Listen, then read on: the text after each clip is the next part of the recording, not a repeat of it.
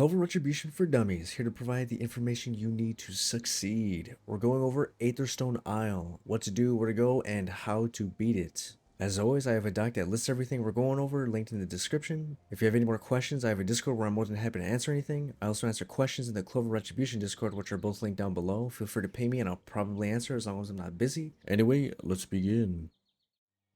Aetherstone Isle is the first of currently 7 raids in Clover Retribution. There is no level requirement to start or participate in the raid, although unless you have help, you probably won't be able to consistently get credit for the boss kill until you're at least around level 100. You need at least 10% damage dealt to the boss to get credit. In order to open the portal to Aetherstone Isle, which is located at the center of the lake just south of Unnamed Village, you need 4 different runes to be placed in their respective stone pillars. The 4 runes are Wrath, Challenge, Earth, and Tempest. They can only be obtained from the chests of event bosses, which includes Bandit Lord, Warlord, Kamson, and Lucius. The exact chance to get a rune from a chest isn't known, but I would estimate it to be somewhere around a 30 to 40% chance per chest. You're going to get the majority of your runes from the Bandit Lord and Warlord. Here are the locations for the 4 stone pillars and which rune goes where. It's a common practice to insert Wrath last, so no one has to worry about getting to the portal before it closes.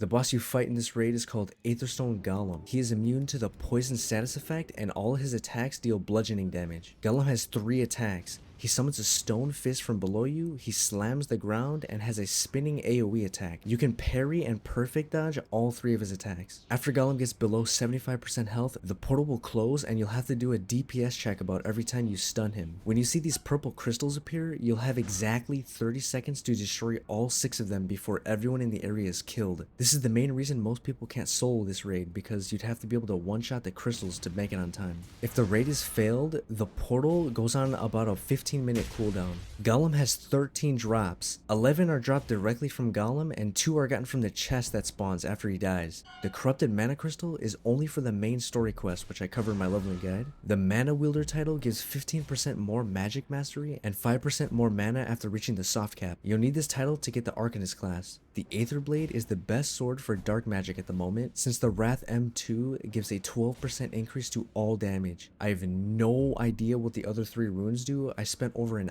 hour messing with them and couldn't figure it out, so let me know if you're able to find out what they do. The Aetherstone hammer is just a hammer, for now at least. It does literally nothing special. The Gleaming Aether Core is only used by the Hybrid Paladin race to make a grace that increases all shield HP you get by 25%. Aetherstone Soil is used to summon Dragon Balls by talking to Orion at the Artemis Tower. The Hemlock Sigil is one of 4 materials needed to summon the Crimson Witch. The Spirit Feather, Tear, and Core are the equivalents to Devil Parts. These are pretty new and don't have much use at the moment, other than forcing a Spirit Rift open when you have all 3 parts. You can get the Aetherstone Halberd and the Aetherstone Pauldrons from the chest that Golem drops. The drop rate for these aren't currently known, but I would estimate somewhere around a 1 to 5% chance. It took me over 200 Golem kills to get the Pauldrons.